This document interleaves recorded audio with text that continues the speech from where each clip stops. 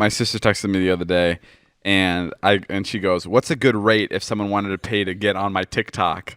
She goes, "I have 700,000 followers." And she goes, like 50 or something? And I go, 50K, question mark? like just to fuck with her. And she goes, no, dumb fuck, $50. And I go, probably like $500 to $1,000 is how much you should be charging. She goes, LMAO, they sent me clothes and want me to show clothes. They asked for a rate. What should I say? She doesn't believe me. Right. She still thinks she should be charging $50. Yeah. And I go, start at $800. She goes, really? You don't think they're going to be like, what the fuck? Okay, whatever. If I look dumb, I'm blaming it on you. And then I had Esther reach out to Natalie because she still didn't believe me. And Esther goes, they're sending me up to 7 different clothing items. Do I still ask for money? And Natalie goes, $2,000. and Esther goes, holy shit, just for one post? Is that like normal? And Natalie goes, clothes don't matter. It's like free for the brand. And then Esther's like, oh my God, okay, so $2K? I thought $50 was too much. And then Natalie goes, it's crazy because all these kids are like that and these brands get free press. And I texted, I said, and I go to Natalie, I go, we should manage them. I was like, imagine if we managed my sister and we kept $1,900 out of the $2,000 that she made and we just paid her $100 and she'd still think like she was getting an amazing deal. We'd make so much money. So yeah.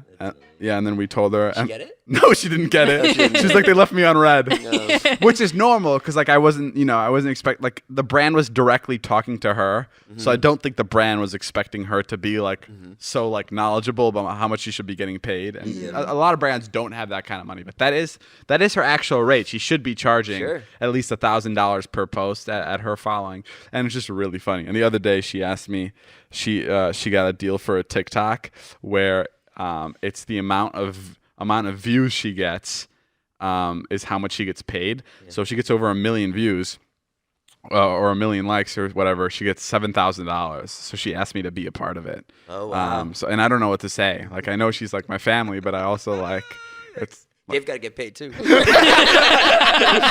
but like I don't know. Like I don't want brands to feel like they can like go through my sister to get me.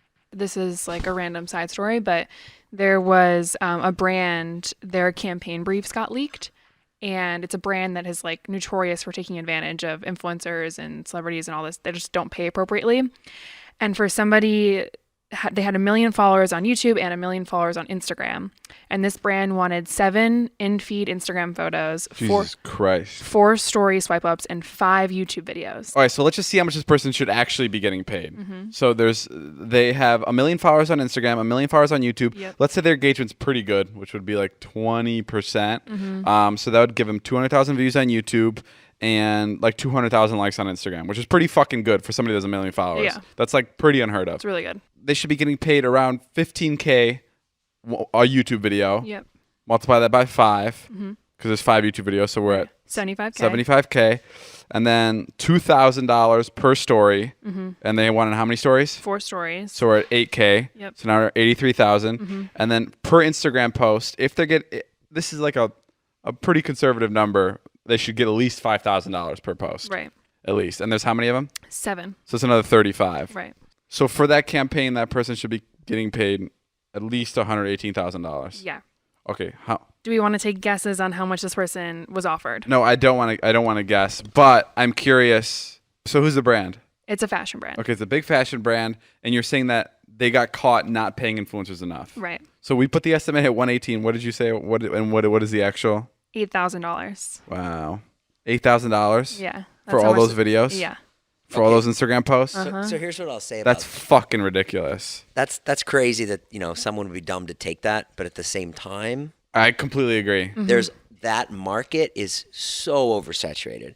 There are so many girls who have followings that want to get paid, and it's like, you don't want to do it with Natalie? Great, I'll go do it with Ella. Well, that was like a big argument in the comments and threads that I was reading about it. It's like so many people have 100,000 followers, 1 million followers, right? Isn't that like 30,000 creators have like 1 million followers on like TikTok alone? I don't even know the number, but like it's fucking bizarre. And other people that aren't I made that 30,000 number up completely. I was just trying to say a lot. It's so off. But. And other people that aren't in the industry and understanding what rates are and whatnot, people were like, $8,000, that's like 3 months of my rent. People were freaking out. They're people were saying that's a lot. Yeah, some people, it was half and half. It was split. One of the funniest things to me was I was in Chicago and I was there on behalf of Bumble, and I was talking to these two girls, and they're like, why are you here? I was there for Lollapalooza, and I was like, well, I'm here. I'm doing something for Bumble, and they're like, oh, so you're like, I do Bumble ambassadors deals, and they were like, we're Bumble ambassador at our college, and I was like, yeah, it's kind of like that, and they're like, so you pay to come all the way over here just to work with Bumble? And I'm like, no, they're paying me to be here. Yeah. And they couldn't wrap their head around that Bumble was paying me to show up. Like they didn't understand that. Yeah. Have you ever gotten anyone pregnant? No. And I haven't either. And of course, you have 2 kids, Jay. What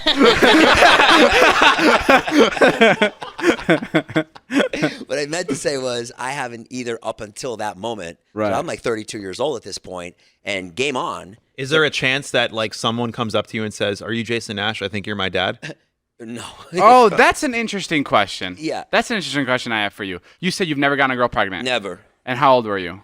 32 was the time that we started to plan to have kids. Okay, so up until then, did you have any scares? Like, did you ever have like sex without a condom and no birth control, and you were like, uh-oh, no? No. Okay, like you were always like conscious of it, or there was never a scare? Always conscious of it. Did you ever buy Plan B? Or no. And then when you guys started at age 32, Yeah. did you just get pregnant right away? Well, yeah, no. Then that was a lot of pressure because I was like, you go in. She was older than me, and the doctor's like, well, let's see if she can conceive. But no one was asking me, like, oh, I didn't know, like, maybe I can't conceive. Wait, you guys have to go to the doctor? Don't well, you go go to the doctor. Turn on some candles and put the right music on? What do you mean? I mean, whatever. You had like, a threesome with the doctor? yeah. Well, let's see if I can warm her up for you. What the fuck? We've been watching too much Pornhub. No, but yeah, so that was very stressed out. I was like, I don't know if I can get anyone pregnant. Right. You know?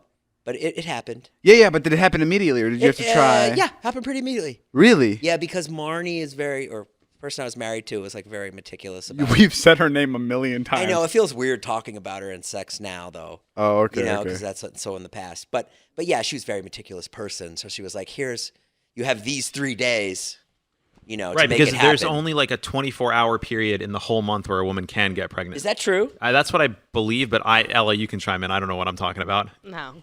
Are you sure? Isn't it like 5 Ella, or 6 the days? sex expert, knowing about when pregnancy is most vital. There's a period of time where you're ovulating, which yes is like obviously when it's you. If you're trying to get pregnant, you should definitely have sex when you're ovulating, and then. Excuse me, how do you know when you're ovulating?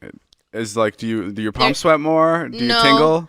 No, is your pee green? It's like right before you get your period, and like there are ways to know. Like now there are like apps like that you look up. Oh, there's apps to track it. Like it's so like. Oh, okay, so okay. I put in when I have my period, and then like it tells you. When I thought you like set a specific ringtone for ovulating, like you have ringtone for your best friend, and then you have one for ovulating. Like oh my god, I'm ovulating. Time to get me pregnant.